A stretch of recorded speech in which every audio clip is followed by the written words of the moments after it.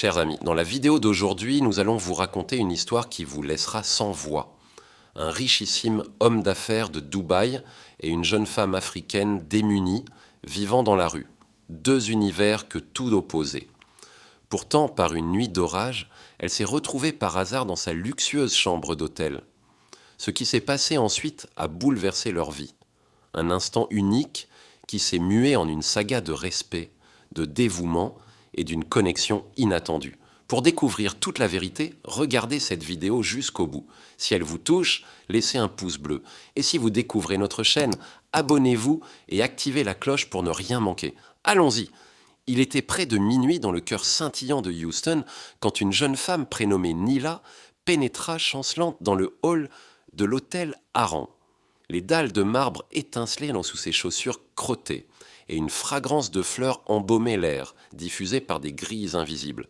Sans réservation, sans bagage, sans refuge, Nila était arrivée en Amérique 4 jours plus tôt, depuis Sagal, espérant un emploi qui s'était évaporé à son arrivée.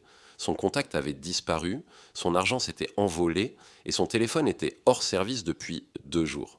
Elle avait survécu grâce à une banane et quelques biscuits donnés par un inconnu dans un bus. Non, ce soir-là, le froid mordait. Elle n'avait rien à faire dans ce quartier où les gratte-ciels scintillaient comme des joyaux et où des hommes en costumes impeccables murmuraient derrière des vitres opaques. Mais le désespoir ignore les frontières. Nila s'arrêta devant les portes vitrées de l'hôtel, hypnotisée par la lumière chaude, puis avança timidement quand le portier s'écarta pour accueillir quelqu'un d'autre. Personne ne la remarqua, personne ne l'arrêta. Elle glissa comme un fantôme, tête baissée, le cœur tambourinant.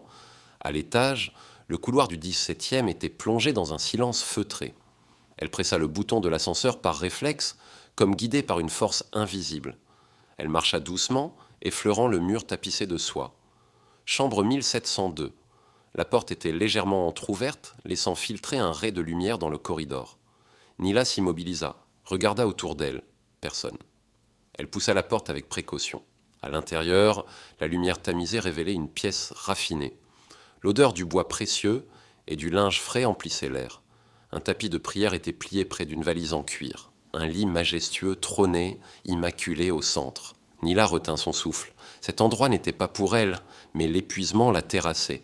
Ses jambes flageolaient de faim et de froid. Elle ne toucha rien, ne prit rien.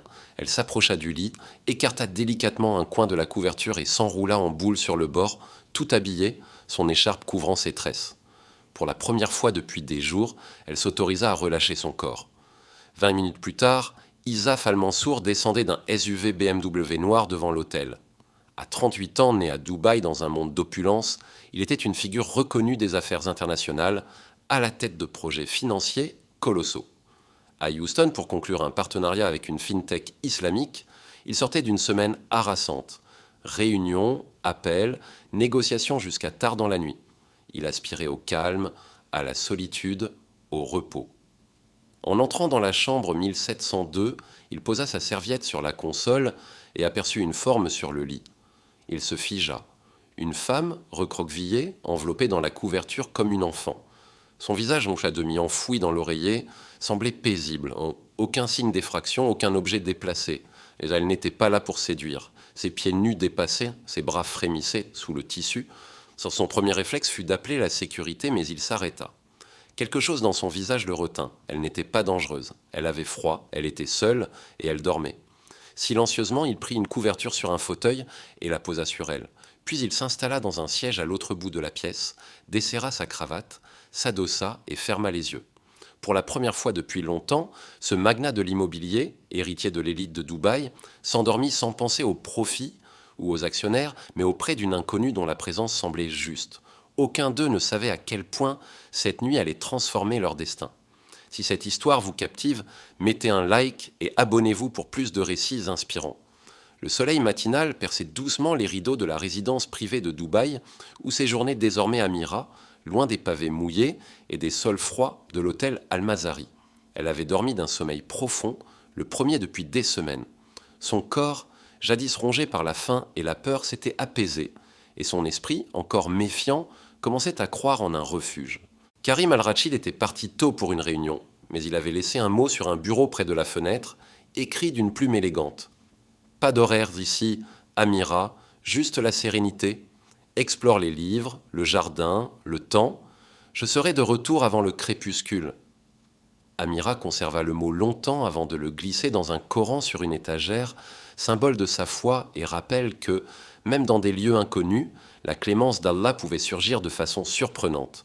Pieds nus sur le carrelage frais, elle se rendit à la cuisine où Hila, une employée souriante, l'accueillit chaleureusement. « Le petit déjeuner est prêt, ma sœur, dit-elle, portant un hijab léger et un tablier. Karim m'a demandé de veiller sur toi. » Amira hocha la tête, peu habituée à tant de douceur. Elle s'assit et savoura lentement des œufs brouillés, des dattes et un thé à la cardamome. Chaque bouchée semblait nourrir son âme autant que son corps. Cet après-midi-là, elle explora la bibliothèque de la maison, où des rangées de livres en chêne sombre abritaient des ouvrages de commerce, de poésie arabe, de philosophie islamique et de littérature mondiale. Un titre attira son regard, Le prophète de Khalil Gibran. Elle en avait entendu parler dans son village sans jamais le lire. Quand Karim rentra, vêtu d'un polo bleu et d'un manteau sur mesure, il la trouva sur la terrasse, contemplant l'horizon où le soleil s'enfonçait dans le désert, le livre sur ses genoux. « Gibran » demanda-t-il en s'asseyant près d'elle. Elle acquiesça. « Il parle d'amour et de souffrance comme s'il les vivait. »« C'est souvent ainsi, » répondit Karim. Un silence complice s'installa, celui de deux âmes à l'aise dans le calme. « Ton foyer te manque-t-il » demanda-t-il. Amira hésita. « Lequel ? Celui que j'ai quitté ou celui que je n'ai jamais eu ?» Karim observe son visage, la fine cicatrice sur sa joue, la résilience dans son regard. « Serais-tu froissé si je disais que tu ne ressembles à personne que j'ai connu ?» Elle croisa son regard. « Et toi, serais-tu offensé si je disais que je ne sais pas comment trouver ma place dans ton monde ?» Il s'adossa, observant le couchant. « Peut-être qu'on en bâtira un nouveau. » Ils restèrent là jusqu'à ce que l'appel à la prière du Maghreb résonne doucement à l'horizon, apaisant et envoûtant. Si vous aimez cette histoire, abonnez-vous et mettez un pouce bleu pour ne pas rater la suite. Karim se leva pour prier et Amira, après un instant, demanda si elle pouvait rejoindre la mosquée privée de la maison. Il acquiesça d'un signe discret. Ils prièrent séparément, mais en harmonie, chacun dans son espace, pourtant unis par une connexion invisible. Après la sala, Amira retrouva Hila dans la cuisine pour préparer le dîner. « Je ne l'ai jamais vu si serein, » murmura Hila en hachant des herbes. « Il me semble calme, » répondit Amira. « Non, sourit Hila, Karim al-Rachid est un ouragan en affaires, mais là il respire plus posément. » Plus tard, ils dînèrent ensemble, Karim, Amira et Hila, autour d'une table basse dans une ambiance conviviale. Des plats d'agneau mijotés, de riz, d'olives et de yaourt à la menthe s'étalaient devant eux. Ce n'était pas somptueux, mais sincère, authentique. Après le repas, Karim demanda doucement « Veux-tu rester ?» Amira tarda à répondre, tiraillée entre crainte et gratitude. « Je ne sais pas ce que demain apportera, dit-elle enfin, mais je ne suis pas prête à partir. »« Alors, reste, répondit-il.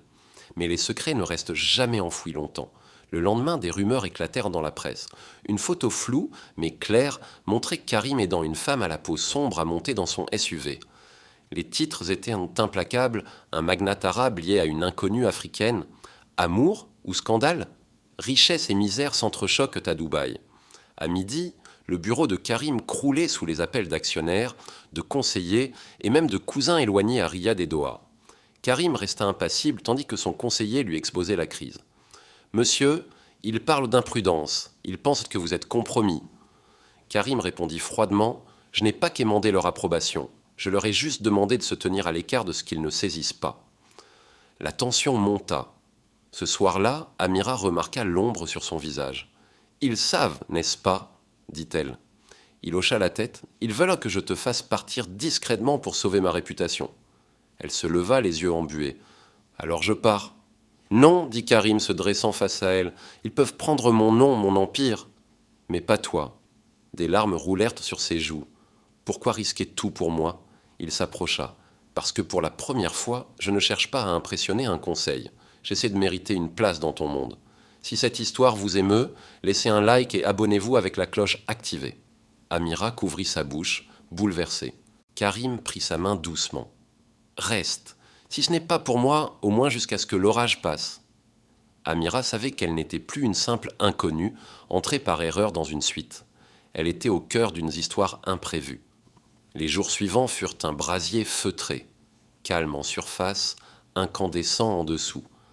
Karim Al-Rachid n'était plus l'intouchable magnate que Douba craignait. Son conseil d'administration convoqua une réunion d'urgence. Son téléphone vibrait d'avertissements et de menaces voilées. Certains investisseurs se retirèrent. Un cousin de Doha lui écrivit crûment « Elle n'est pas des nôtres ». Mais Karim avait choisi Amira et le monde observait.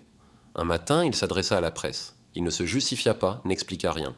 « Je ne repousserai pas quelqu'un parce qu'elle ne correspond pas à vos attentes de ce que je mérite. Mon nom ne vaut pas plus que la dignité d'une personne. » Puis il partit.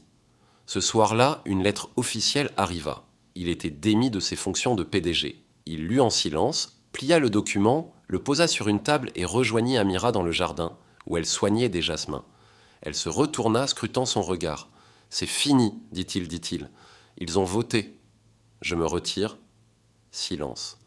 Puis Amira murmura « Tu n'as tout perdu. » Il répondit « J'ai perdu ceux qui n'étaient Shaola que par intérêt.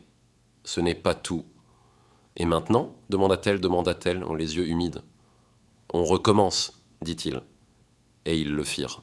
Ils quittèrent Dubaï discrètement, sans communiquer ni adieu. Ils s'installaient dans une petite ville côtière d'Oman, où la mer embrassait le désert dans une quiétude sans phare. Karim acheta une maison simple près des falaises, il laissa pousser sa barbe, troqua ses costumes pour du lin. Amira enseigna l'anglais dans une petite madrasa pour filles. Elle portait des robes légères, se levait pour le fajr, pétrissait du pain avec les voisines. Elle riait à nouveau, et Karim la suivait. Il priait avec elle, cuisinait, apprenait à écouter plutôt qu'à commander. Pour la première fois, il n'était le chef de personne et jamais il n'avait été si apaisé.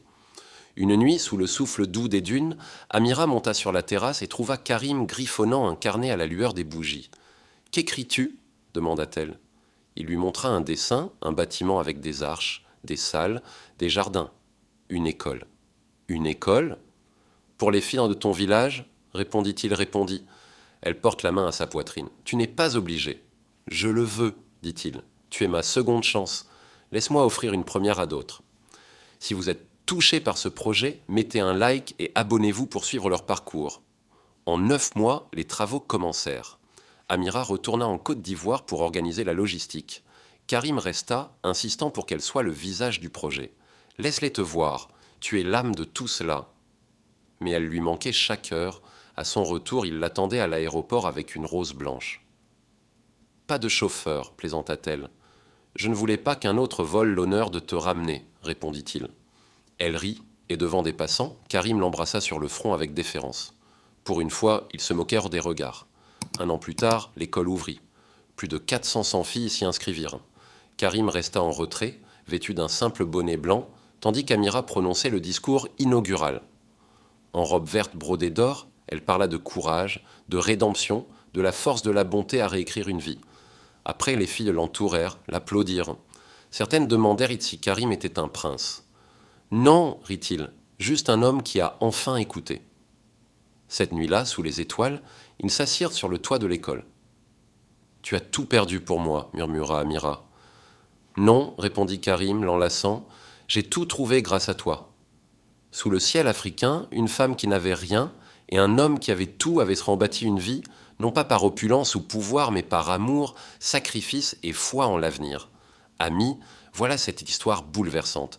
Si elle vous a ému, laissez un like, partagez-la et abonnez-vous avec la cloche pour plus de récits vrais et inspirants. À bientôt, qu'Allah vous protège.